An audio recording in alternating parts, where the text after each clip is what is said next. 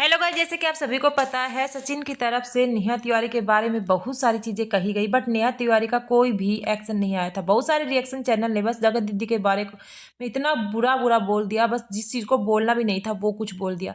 हमेशा एक पक्ष को सुनने के बाद कभी भी आदमी को रिएक्ट नहीं करना चाहिए। और मैंने अपनी हर एक चैनल हर एक वीडियो में यही बोला है, गलती दोनों की थी, गलती दोनों की थी, बट एक तरफ से कोई भी बयान नहीं आया है तो हम किसी को गलत नहीं बता सकते। सचिन ने जो सबसे ज़्यादा बड़ी गलती की है, जो भी उनकी प्राइवेट चीज़ें थी उनको पब्लिक किया ही सबसे बड़ी गलती है, और इसके ऊपर अच्छे अच्छे खासे केस हो सकते हैं। तो यही सब कुछ जगत दीदी कर रही थी, इस वजह से वो नहीं बोल रही थी। और आप सभी को बता दूं, सचिन के ऊपर केस हो चुका है और वो भोपाल में है। सचिन ही नहीं, सचिन के साथ साथ प्रिंस और उनकी मम्मी भी भोपाल में है। हालांकि मनीषा के साथ बुरा हुआ है, मैंने पहले भी बोला था, क्योंकि मनीषा के साथ सुमित के साथ बुरा हुआ है।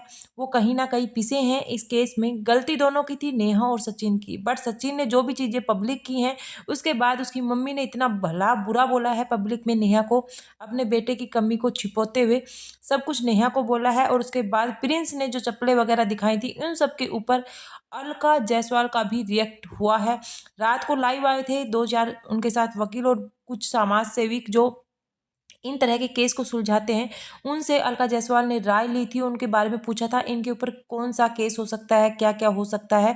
तो उन लोगों ने यही बताया था कि 2 लोगों के कंसंट से जब चीज़ें सब कुछ होती है, तो अगर एक आदमी बिना किसी कंसंट्रेशन या बिना किसी पूछने के कारण उसको सभी उनकी प्राइवेट चीज़ों को पब्लिक करता है, तो उनके ऊपर 1921 कुछ ऐसी धाराएं लग सकती हैं और उनके ऊपर इलीगल एक्शन हो सकता है। तो ये सब चीज़ें अलका पूछ ही रही थी, बट नेहा का परिवार इन चीज़ों में लगा हुआ था और नेहा ने भी अपने वीडियो में यही कहा। सभी रिएक्शन चैनल वालों को यही कहूँगी कि एक पक्ष सुनकर इतना भला बुरा मत बोलो, इतना नीचे हमको मत बोलो कि आपको अपने बोले हुए शब्दों पर भी पछताना पड़े, क्योंकि नेहा का भी कोई रिएक्शन आया नहीं था। इस वजह से सचिन सारी नेहा की ही पोल पट्टी खोल रहा था, और वहीं पर मनीषा भी पूरी कमी नेहा की बता रही थी। कहीं ना कहीं जब लोग उसे कहने लगे कि आपके पति में भी तो कमी है, तब मनीषा, क्योंकि उसको बेचारे को मैं कहती हूँ समझ में नहीं आता, जब एक औरत के साथ ये सब कुछ होता है तो नहीं समझ में आता उसे क्या बोलना है क्या नहीं बोलना है। बट उसे थोड़े से दिन सोशल मीडिया से दूर हो जाना था, बट वो हर समय पर सोशल मीडिया पर एक्टिव रही, यहाँ तक कि उन्होंने प्रमोशन भी किए हैं। और इस तरह की घड़ी में इंसान को कुछ भी समझ में नहीं आता। पर्सनली मैं अगर अपनी बात करूँ तो मेरे ऊपर तो भाई थोड़ी सी भी बात आ जाती है ना, तो मेरे से तो बेड से उठा नहीं जाता। और वो इस तरह से मतलब अपना आराम से रेडी वगैरह होकर भी ये सब कुछ संभाल लेती है, तो ये हद होती है। तो लोग यही कहेंगे कि ये सब मिली भगत है और अपने पति की साइड ले ली है, और अपने पति ने पत्नी को धोखा दिया है, और एक औरत ही औरत की दुश्मन बन जाती है। तो सारा ब्लेम नेहा के ऊपर भी नहीं लगा सकते। मनीषा, आपके पति में भी बहुत ज़्यादा कमी थी, और दोनों ही मतलब इक्वली थे, दोनों के ही आपसी सहमति से ये सब कुछ हुआ है। हालांकि किसी ने किसी के साथ ज़बरदस्ती नहीं की है। अगर किसी के साथ ज़बरदस्ती होती तो पहले ये सब कुछ हो सकता था। बट सचिन का जो इरादा था ना कि नेहा का किसी से शादी नहीं होने देंगे, करेंगे तो वो खुद ही करेंगे, क्योंकि सचिन यहाँ तक कि अरमान मलिक बनने के लिए रेडी थे। उनका मानना था कि मनीषा उसको छोड़ नहीं सकती, और वो नेहा से शादी कर कर ले आएंगे। दो दो बीबियाँ वो रखने को लिए तैयार थे, क्योंकि ताशी को भी अपनाने में वो तैयार थे। ये सब कुछ नेहा की सचिन की बहन ने भी बताया है कि वो कई बार होता था कि ताशी को गोद ले लेना, और सचिन इन सब चीज़ों को करने में भी होते, क्योंकि उन्होंने अलका से सब कुछ बताया है किस तरह से मतलब वो शादी वगैरह करने के लिए तैयार हैं, ताकि मनीषा भी फिर बाद में बनवा लेंगे और परिवार में उनको पूरा दर्जा दिला देंगे। सब कुछ उसने ये बयान किया है।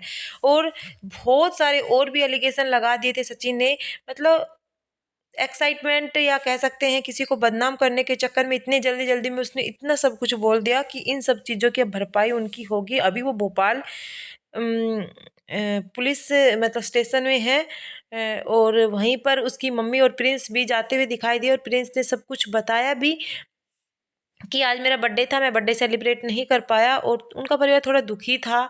अभी देख रहे होंगे 3-4 दिन से सचिन के कोई भी व्लॉग कम्युनिटी नहीं आ रही है। अदरवाइज उन्होंने इतने सारे कम्युनिटी वगैरह डाले थे। जब ये आगे से आ गया कि आप इस तरह से नहीं डाल सकते, तब जाके इनका परिवार रुका है इनके बारे में।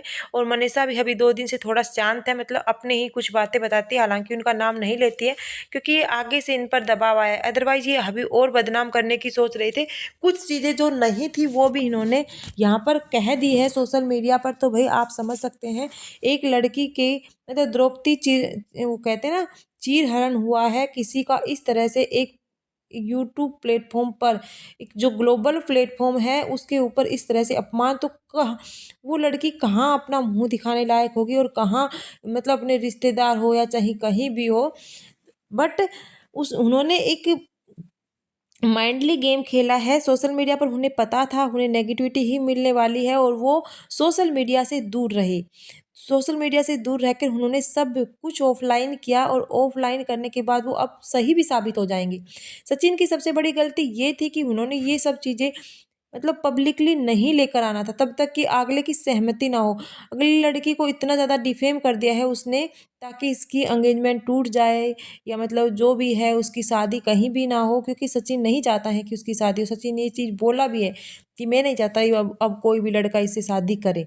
बट मुझे लगता है अभी सुमित मलान जो भी रात को बातें हो रही थी, जो भी बड़े बड़े लोग बातें कर रहे थे अलका के लाइव में, तो यही कहा जा रहा है कि सुमित को समझना चाहिए कि कोई भी आकर इस तरह से किसी को डिफेम कर देगा तो किस तरह से सगाई टूट जाएगी। क्योंकि ये सुमित की लव मैरिज थी, हालांकि इनकी अरेंज मैरिज नहीं थी। दोनों एक दूसरे को पसंद करते थे, नेहा पता नहीं करती थी या नहीं। सुमित उसे पसंद करता था और मुझे लगता है ये शादी होकर रहेगी और होनी भी चाहिए। देखो वो अपनी लाइफ में मूव ऑन हो जाए, क्योंकि सचिन तो अपनी वाइफ के पास आ गया और सचिन का पूरा फैमिली सचिन को अपना लेगा, लेकिन अब उस लड़की का क्या होगा? अगर वो सगाई टूट जाती है तो बाद में वो कहीं भी नहीं रहेगी, कहीं की भी नहीं रहेगी और ना ही उस बेटे को बाप मिल पाएगा। तो ये एक नाइंसाफ होगा उस लड़की के साथ, तो दोनों ही तरह से ये गलत होगा।